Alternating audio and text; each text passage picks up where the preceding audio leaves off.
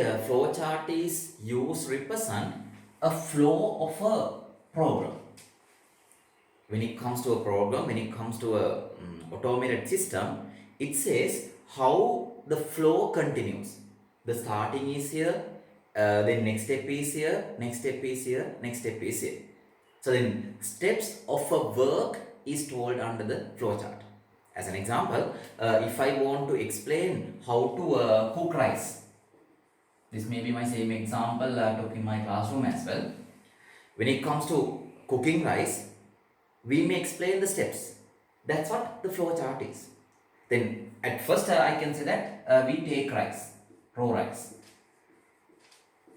And the next step is we may wash them. Then we may put into a pot. And then we pour water. And then we keep them on fire. And then take it off within 15 minutes. Then we can say it's the end. So then likewise we just illustrate how this is going to be. Fine. In our flow chart, still we are doing the same. We say that how a program should work. But at that moment, we are going to use some special symbols to represent different events once we explain the flow. Right? So again, most of the people know about it. I'll just quickly revise those symbols. Then we use a symbol to start our work. So that goes in this order. It's not a rectangle. The two corners are curved. So even we write it start, even the ending is like that, or the stopping is like that. Then we go for an input or else output representation using a symbol like this, a rhombus like symbol. And then we go for the process. If there's an execution to be done, we go for exact rectangle. And the other one is decision. If there's a decision to be made, we are going for this sort of a symbol. And then we go for flow lines. That will show the direction of your flow. So that is going under the arrow with a head. So these are the basic symbols we use in our flow charts.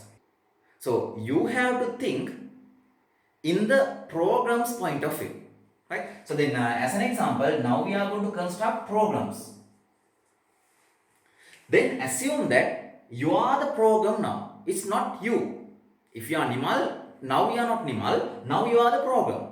If you are preparing a program for the calculator, feel like you are the calculator now. And think, how should I behave? That's what the flow chart is. At that time, we have to go for the starting. This is what the first object is. Right? So normally we have to start. So we feel like I am the calculator. Right? Then now I thought of just some idea, right? A calculator. Then I am waiting here. Think that you are not a person, you are not a student, you are the calculator running in the computer. That's the point you have to think of. Listen carefully, right? This is serious. Now you are serving to the users based on the inputs that you are being given. Then first thing is input has to be taken. That is written under the relevant object input. Right. Then there we have to say that what to be inserted. I am the calculator. What should the users insert into me? I may say that number 1. First number has to be inserted.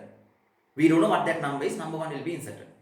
Then what is the next thing to be done? Now I am the calculator. Think in that way. So I am waiting for the first number. I got it. That's the input. For the calculator, not from the user's point of view. User are giving their things into the calculator. No. We have to think that I am the calculator since I am going to make the program for calculator. Now I got the first number. Next thing is I have to get the second number. If it is an addition or whatever. Then I am going to go for input. Other number I am going to go for num2. Right? Then I go the second number. I am the calculator. First number, second number. Then I want to have the operator. Is that addition, subtraction? Why? I am ready to give the calculation. Right? So then I am waiting for the next input. I may say operator. Right. So I got the three inputs from the user, first number, second number and the operator. As an example, I may go for some values. As the first number he has entered 10. As the second number he is going to enter 20. As the operator he is going to enter plus. Now the relevant instruction had been nicely entered. What's next to be done? I am the calculator. I got the first number, second number, operator. Now I don't wait for any operation. Instead, what do? Everything has to be given by the user, has already been given. Then I am doing the operation, so that should be a process. Right? So then what is the process going here? That's an addition. Right? So then that has to be represented using a rectangle. Then I can say that num1 plus num2 is going to be added. Right? Then I did my job. That's the job of the calculator. I got the numbers, operators, I did the addition. And then I have to give the output to the user. User has to see what the answer is. Then the next step is display the answer. Right. And after displaying the answer, my job for that particular input is over. Then I am going to say it's stopped or ending. Right. I think this is fine. Right. But this is not the correct professional real flow chart for this operation. I just gave you a rough idea how you should think of. Then we'll go to the first question in the tutorial.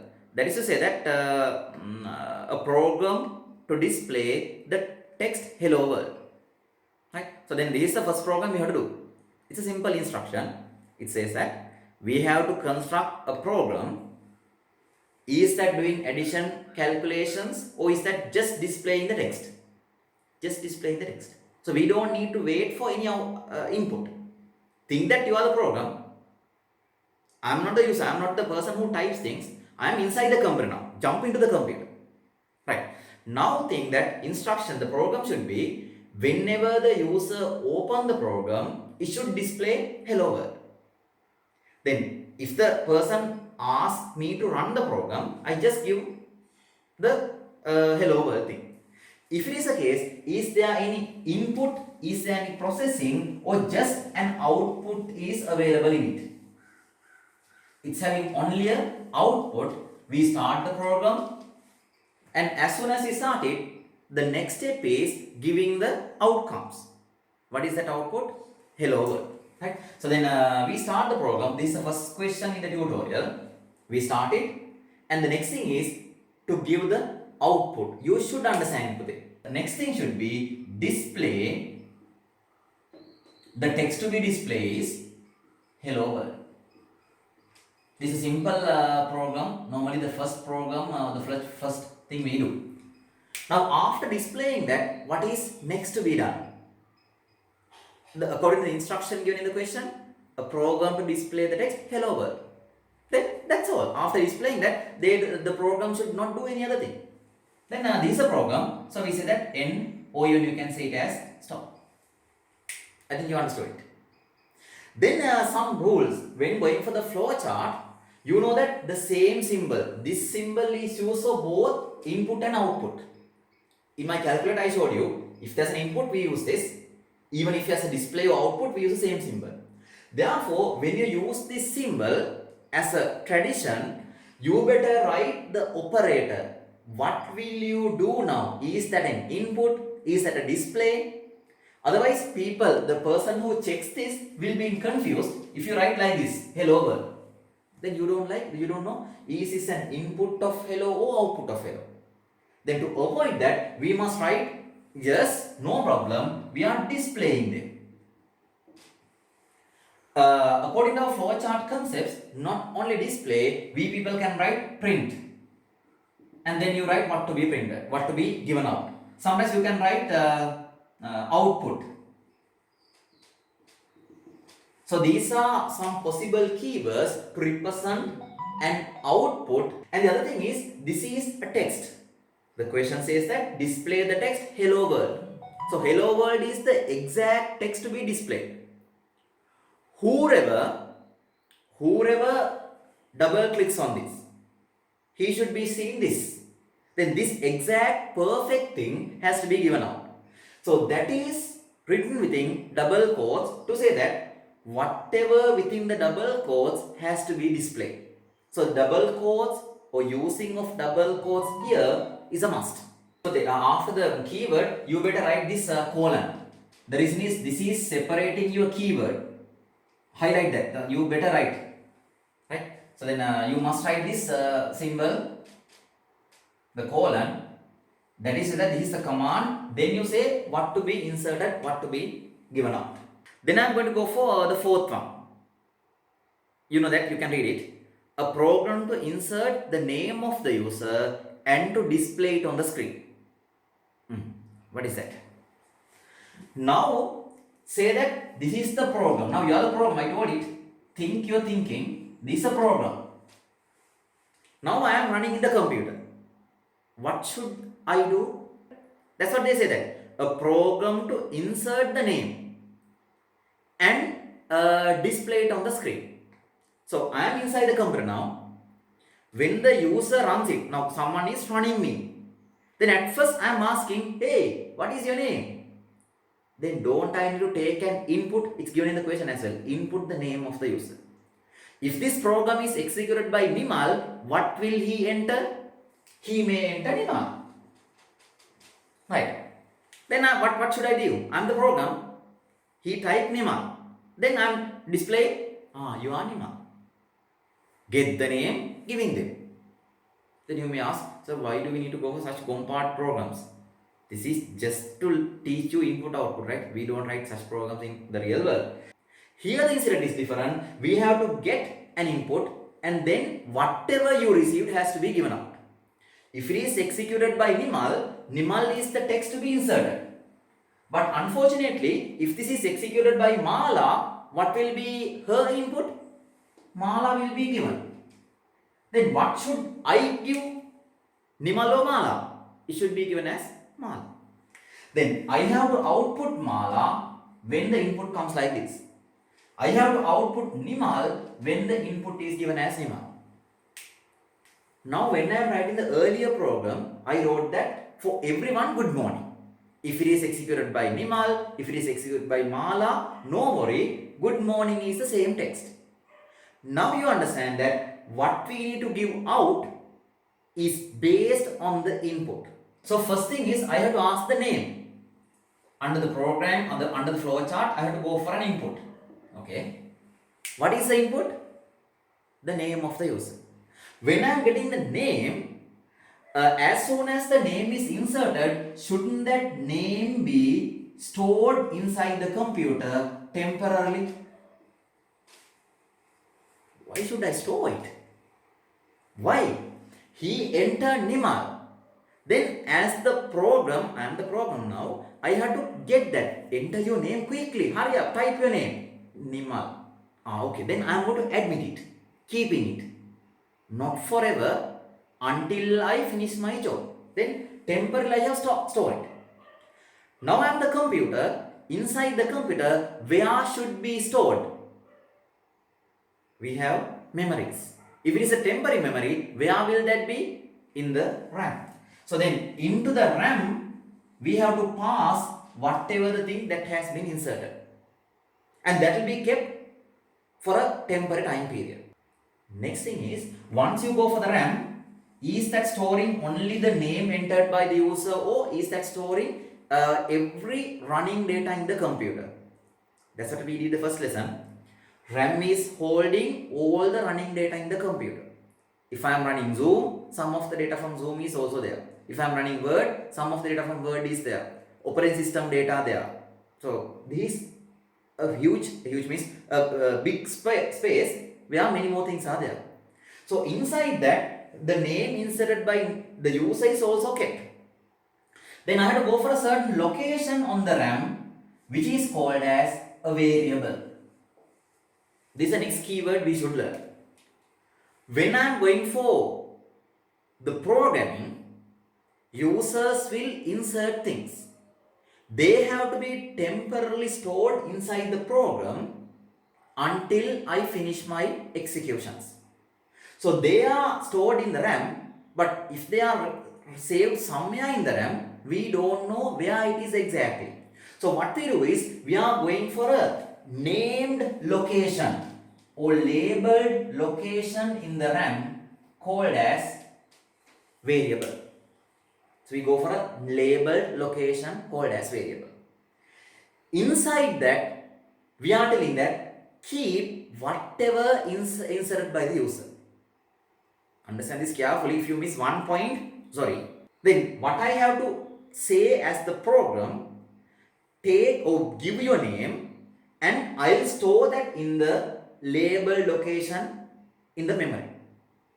So for the moment, I may give the variable name. I have to have a name for this one. Name location. Why? If not, where we don't know where will that be saved in the RAM. It's not. We have to go for a location exactly known. Since using that name, I can retrieve it later. If I have a name, I can get it back later. Right. So then what I am doing is, I have to go for a labeled location called as variable. For the moment, for this program, I may go for uname, a short name. Then I am giving the name for this box called as uname. That's the name of this box, the variable. Then if it is run by, if the program runs by Nimal, I am the program, I am starting from the beginning now, I am the program, asking the user, enter your name. He typed Nimal. When he typed Nimal, I am putting them into the memory, that means this. And where will that be available? In the place called as uname. So inside this box, the text Nimal will be stored. Whatever inserted by the user will be stored inside that box. Then my command is show, according to the instructions, according to the program, I got the name, put it here. Then I have to display whatever he had entered. What do I say? Am I, as the program, should I say that display Nimal, or should I say that display whatever available in uname? I must say that display whatever available in uname. So this is what the variables in our programming. So they are named locations in the main memory. So whatever the inputs given, whatever the works we do, can be saved temporarily inside these variables. Why we need them? To continue our processing in the program. You can remember the question, a program to insert the name of the user and display the same name to the user back. Now, if I am going for that particular program, as usual, I have to say start. Please OK. Then after starting, what is next? We have to display or we have to input. We have to get the name, right? That's an input. So I write it like input. Now what do I write? Am I writing a sentence telling that enter the name of the user? You can write. But to make the flowchart more technical, we don't write sentences in it. There are situations where sentences were written. I don't say it's wrong. But in our level, we will write professional flowcharts so that regarding our inputs, as programmers, as ICT people, we know that this is an insertion. So we don't write a sentence. Instead, we write what will be the name of the variable to hold the inserted value. The variable name to hold the value inserted is written here. Right? So then what is the variable to be used now? I may use a variable called as uname. So I am going to say that input uname. Right? And this is the name of the variable. So to represent this value, I have to use the same variable uname in all the situations of the program. I think you are clear. If I am to access this name later, which was entered by the user, I am writing this uname as it is along with the entire program here onwards. That should be done. Right. So then we got the name, and that is available into this label location in the RAM. Then what will happen to that value? Will you go for addition, subtraction? No, display whatever the contents as it is. We just display it. Right. Next step is display. What to be displayed? Nimal, Kamal or uname. Uname, it instructs display the contents of this box called as unit. Right? Then I'm going to say that display unit. After doing that, what happened to the concept? My operations were over, then I can say that end or stop or finished. Is it clear? Right. So then here we had to use a variable. That variable name had been used along with the same steps. Right. So take this as the answer for the question number 4. Now really the order of the friend's name, are they important? No. First friend, second friend, third friend. So I can write all of them in one box. Input. The variable name has to be selected a little bit meaningful. So I can say fr1, fr2, fr3. So then I may insert, or the user may insert the three names of the user, of the three friend names. Then after getting that, no processing, therefore I can say that display fr1, fr2, fr3. That should also be in the same box. And then I'm going to say stop. A program to insert a number and to display the half of the inserted number, that means divided by 2. Say that user is typing number 10. Now this is a program, the computer. Into the program, at first we have to get the name, number, user is typing 10. Then what is the outcome? Same 10 has to be displayed, or half of it has to be displayed. 5 has to be displayed. Now this is the program. Then what the program should do is take the input. Then we are not displaying that as it is. Instead we have to do a calculation. That means, isn't that a process? What is that process? Calculating the half of this. Then after calculating half, that half has to be displayed, the answer has to be displayed to the user, not the value we have inserted. You have to think on that way. Okay, now I may go for this situation. Now here we have the RAM. Then I will use a variable called as num. Right? So if I am to construct my program, start. Then at first we have to take the number from the user. So I am going to go for input num. Fine. Then as soon as I receive it, where will that number be given? So I told you that this example, number 10 is inserted by the user. Then we have a variable name in the memory called as num. So that is keeping the value 10. Right? Then should this num be displayed, or we have to display the half of it? We have to display the half of it. Then I can't display num as it is. Instead, what should I do? I have to calculate the half of it. What is a calculation? A process. Then I am going for the next step, that is to calculate half. Num divide by 2. Then what my instruction is, divide whatever we have in num by 2. Then the program will take 10 and divide it by 2.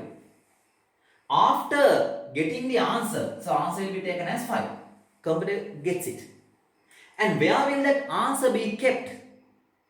If I didn't specify, this 5 will be kept somewhere in the RAM. Should I keep it somewhere in the RAM, or should I keep that answer in a labeled known location in order to get that to display for the user? It should be available in a labeled location. Why? I want to get that value later to display for the user. If it is kept somewhere in the RAM, I am searching, hey, where's the answer? 5, go. Bad. We can't do like that. We have to go for the specific place to keep it. Right? So then I may go for another variable now. Use my own name called as answer. And asking the program, divide the contents of num by 2 and put that or assign that into the variable called as ans. Then ans will get the value after the division. So this is going to keep the value 5. And what is my next instruction is, I am asking the computer to display 5 to display ANS to display ANS. Why? This is the answer after dividing the content of num by 2. Why? We don't know whether the content is 10 all the time. By this time user entered 10. If the user enters 30, now ANS will have not 5, it is going to have 50. So then we can't be exactly playing with the values. Instead, we have to play with the variable names.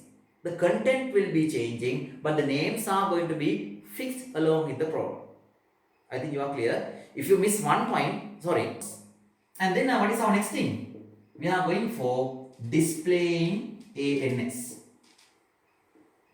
Why? This is a variable where the answer is available. Right? And then I am going to go for stop or ending of the program. Is it clear now?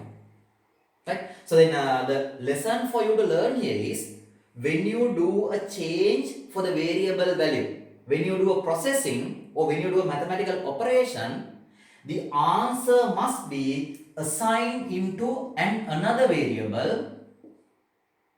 Assigned into a variable. If not, we can't get the answer later.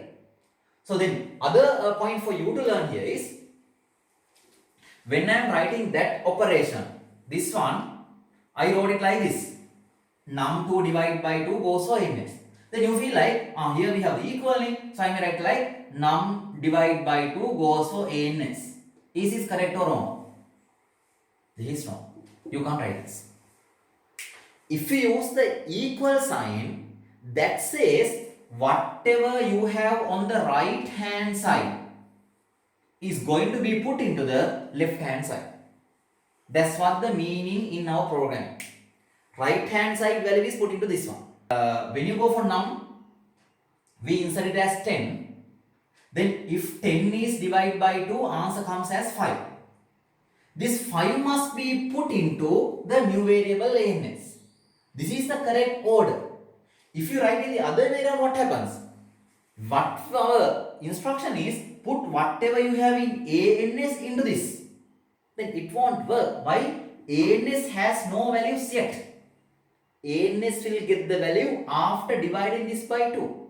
What you have to say is, divide this by 2 and put it here. Then this is not meant by this. The reason is, equal sign brings whatever you have on the right hand side into the left hand side. For you, 18. Do it quickly.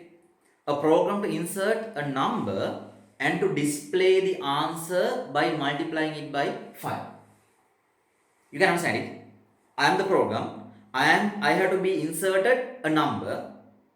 Then we have to display that number multiplied by 5. Do it. Then we say that stop. Now, a program to insert two numbers. We are inserting two numbers and to display the summation of them. Insert the value 5 and the other value is 20. They are the two inputs to be done. By that time, if you insert 20 at first, or if you insert 5 next, or if you insert 5 at first and 20 at next, is that a matter for the processing as well as for the output? No. Why? We just care about the addition. We want 25 to be displayed. Then if you enter 20 at first or 5 at first, no matter. In that situation, can I take num1 and num2? You know that we have to use two variables to hold these two. Can I take both of them in one box, or is it a must to go for two different boxes? One box is over. Why? Priority is not a matter here. The same input box, num1, num2, both are written in the same box. Why? Order of the insertions are not a matter. Right? Then after getting these two, what is next to be done? I have to display the addition. So I have to have a process to add these two values. Now I am going to go for another variable called as answer, which is to add num1 plus num2, which now it's a process. And then what we do is, we are going for a display ANS where we have the answer. Remember that no double quotes are used at the moment. Why? They are just variables.